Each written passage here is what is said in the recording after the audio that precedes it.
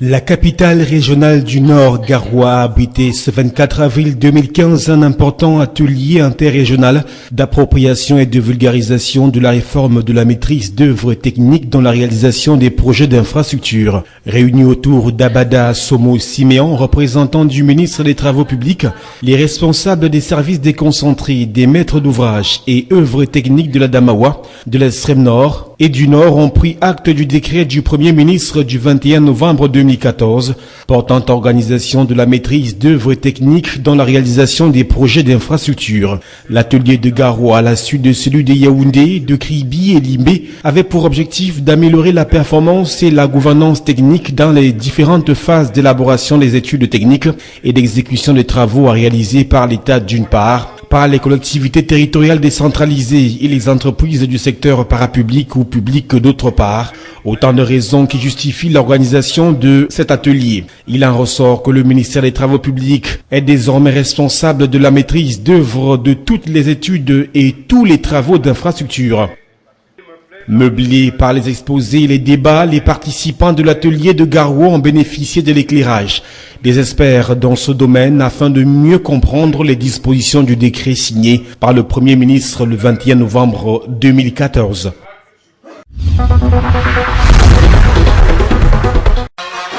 Ils sont 188 sur les 200 attendus à prendre part à la deuxième édition du programme d'occupation jeune organisé par la communauté urbaine de Douala. La cérémonie de lancement a été l'occasion pour le délégué du gouvernement d'exhorter la vague de stagiaires de l'édition d'avril 2015 à plus d'ardeur au travail pour leur épanouissement personnel durant les 30 jours de stage qu'ils auront à effectuer dans les différents services de la communauté urbaine. Aussi, n'a-t-on pas manqué de rappeler les différents ateliers qui serviront de base de travail à ces 188 jeunes.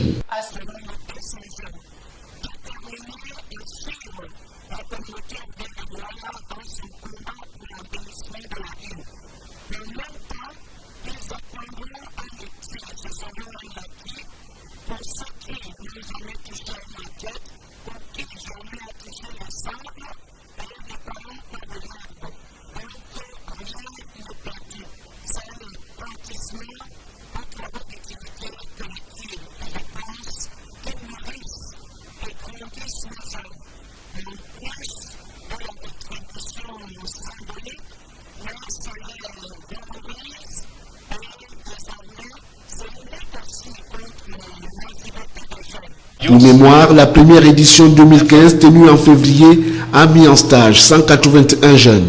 Ajouté aux 188 de la deuxième édition du mois d'avril 2015, l'on est en droit de dire que le programme d'occupation jeune qui rentre dans le cadre des missions sociales de la communauté urbaine de Douala a occupé à ce jour environ 375 jeunes non scolarisés.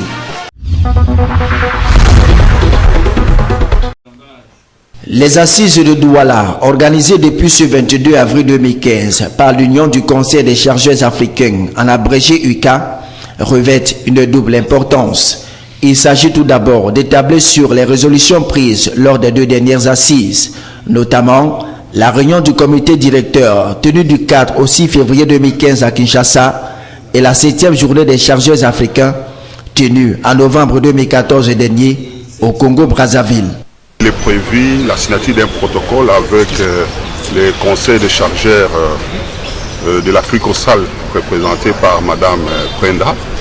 Donc l'ICCA petit à petit est en train de faire du chemin, de s'étendre au-delà de l'Afrique de l'Ouest central. Il serait également question pour les participants de mettre sur la table les nombreux problèmes auxquels fait face le secteur des chargeurs et de proposer des pistes de solutions.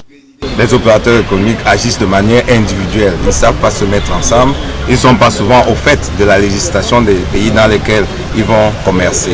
Donc c'est un problème permanent auquel les conseils des chargeurs sont confrontés. Dans son discours d'ouverture, le gouverneur de la région du littoral, Joseph Betty Assomo, par ailleurs président du conseil d'administration du Conseil national des chargeurs du Cameroun, a dit toute la disponibilité des pouvoirs publics à accompagner l'Union du Conseil des chargeurs africains dans l'atteinte de ses objectifs majeurs.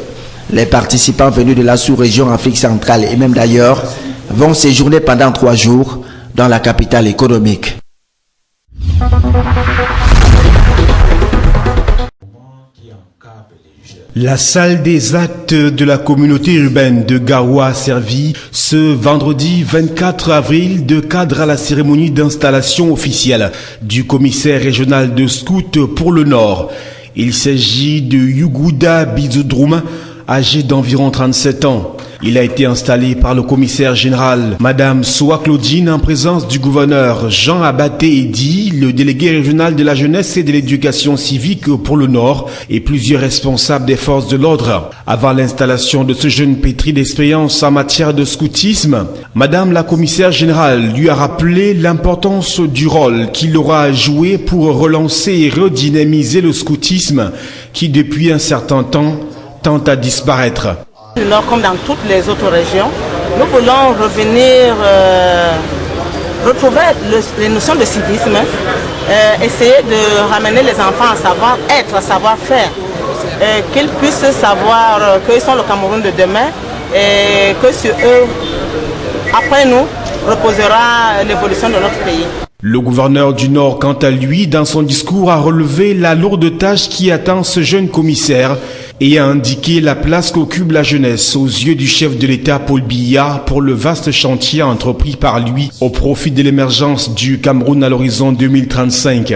Il a ensuite évoqué le rôle du scout dont les devoirs sont entre autres œuvrer pour l'éducation à la citoyenneté, au civisme en milieu jeune, à la participation à la construction nationale, à la promotion des valeurs morales, de la santé des jeunes, à la mobilisation pour la protection de l'environnement, au combat contre l'oisiveté des jeunes. La cérémonie s'est achevée par un défilé et quelques démonstrations des scouts de la région du Nord.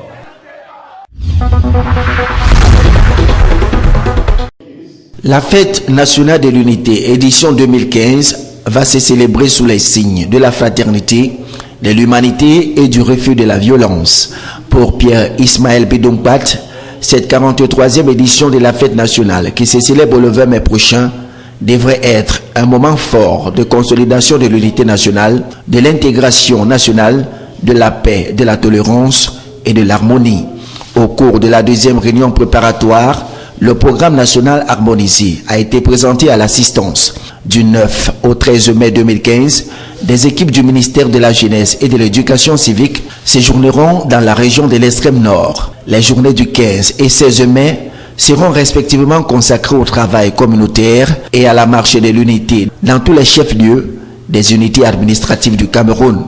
À Yaoundé, 10 itinéraires ont été retenus avec pour point de convergence le rond-point de la primature où seront organisés des mouvements spécifiques de brassage et de chorégraphie magnifiant l'unité et l'intégration nationale. La retraite au flambeau aura lieu à Yaoundé et dans tous les chefs-lieux des unités administratives le 19 mai et le défilé, principale activité de la fête nationale, aura lieu le 20 mai. À la suite de la première réunion présidée par M. le ministre, il y a une réelle évolution parce que toutes les commissions techniques mises sur pied ont commencé à travailler et à ce jour, nous avons le très haut accord de la très haute hiérarchie qui a bien voulu valider les activités proposées en donnant des instructions. Donc il nous revient désormais de peaufiner les préparatifs en prenant en compte les instructions de la très haute hiérarchie. À cet effet, le ministre Pierre Ismaël Bidongpat a invité ses collaborateurs et tous les différents acteurs impliqués à l'organisation de cette grande fête de se mobiliser dans la synergie des compétences pour contribuer à la réussite exceptionnelle de cette célébration.